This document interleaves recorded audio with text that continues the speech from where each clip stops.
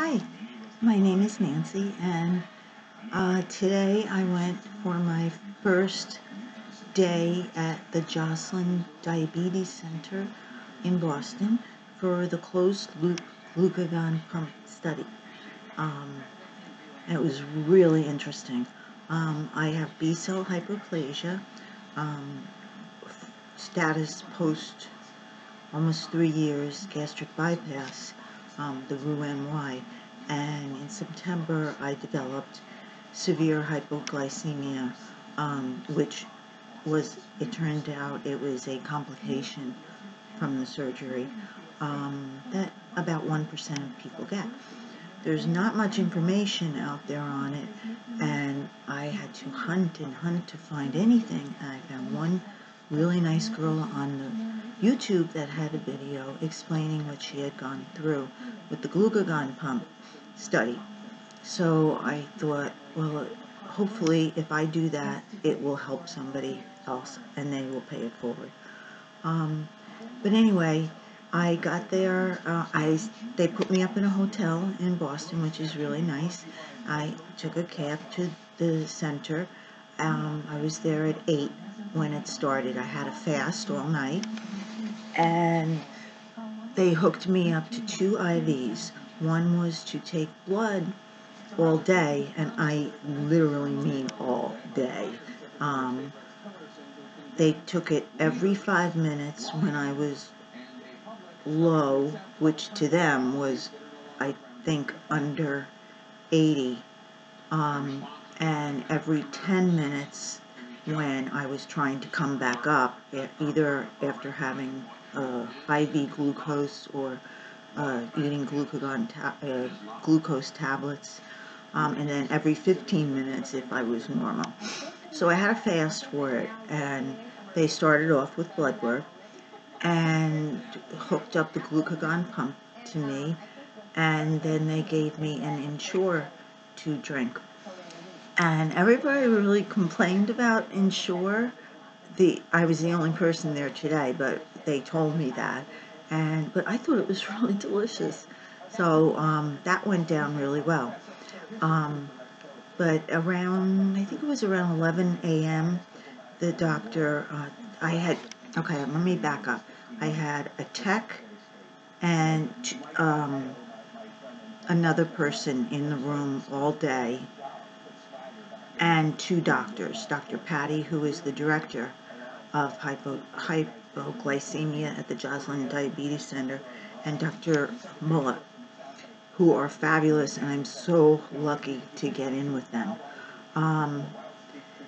So after the drink, I spiked, and then I crashed. And the reason I know that is because all of a sudden the doctors were looking at the graphs and everything, and my numbers, and he said, okay, we're going to give you some medicine now through the IV. Well, I knew that was the glucose coming, and I didn't know if I was having the placebo today or the glucagon.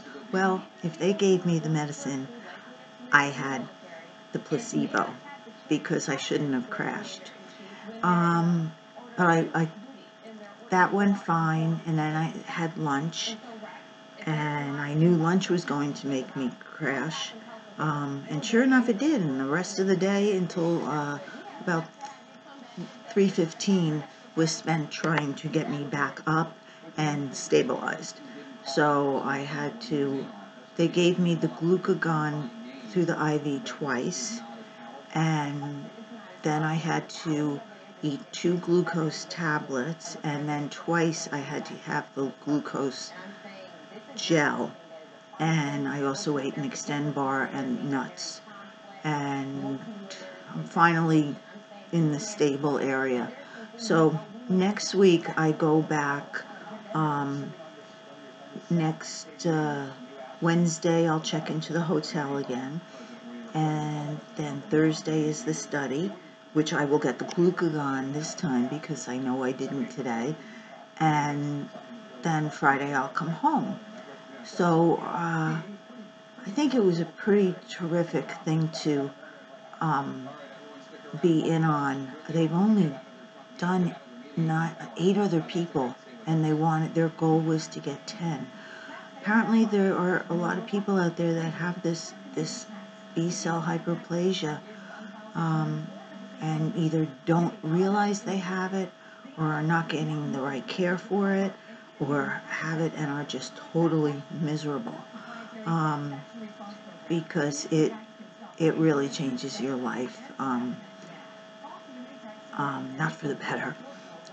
But I am fortunate enough to have Dr. Burak, who was my first endocrinologist when I was in the hospital for 10 days in Boston, and he found this study for me to be in by his mentor, Dr.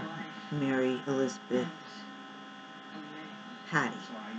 And she's brilliant. I believe she discovered this condition, is what I was told.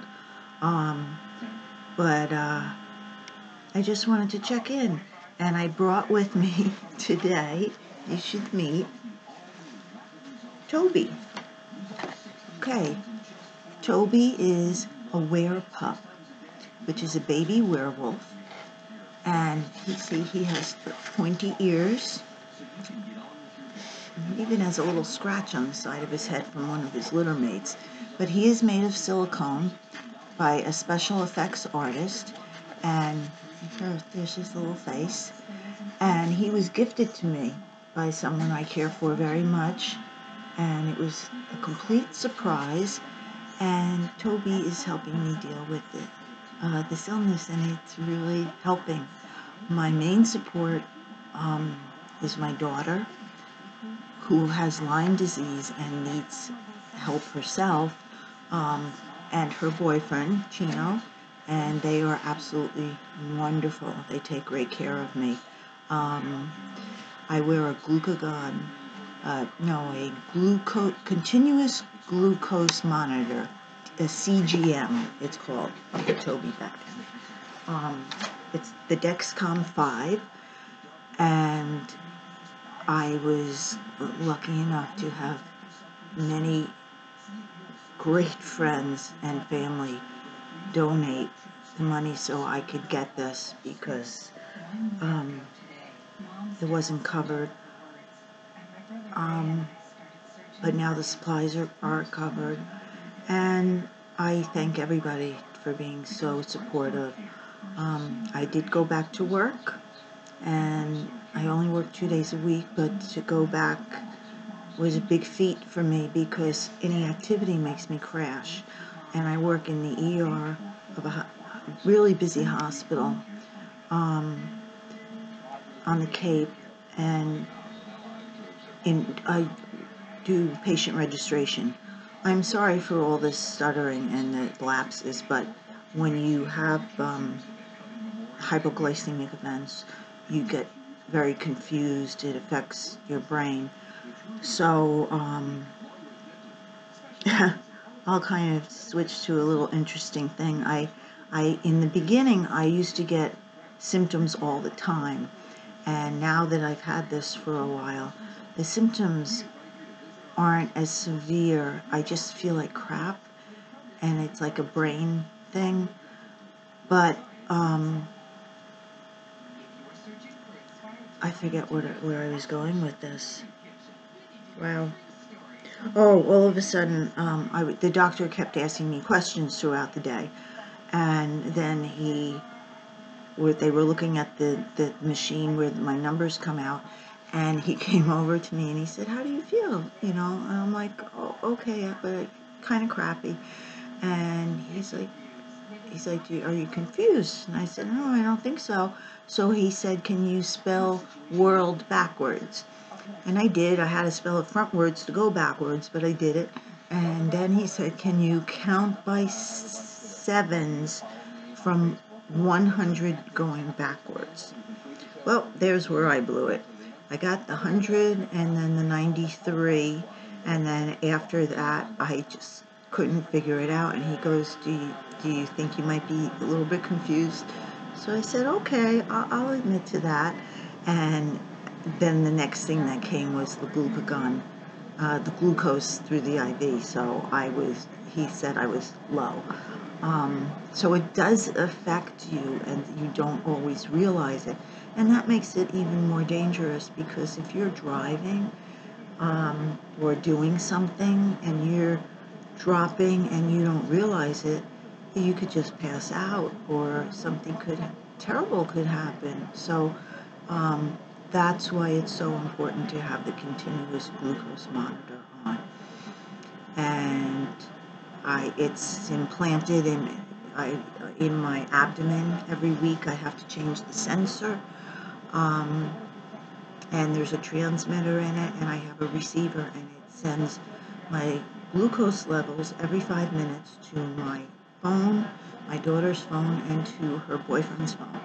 And this alarm goes off, and you can't ignore the alarm. So that was today, and I just feel so lucky to have been chosen to be in this.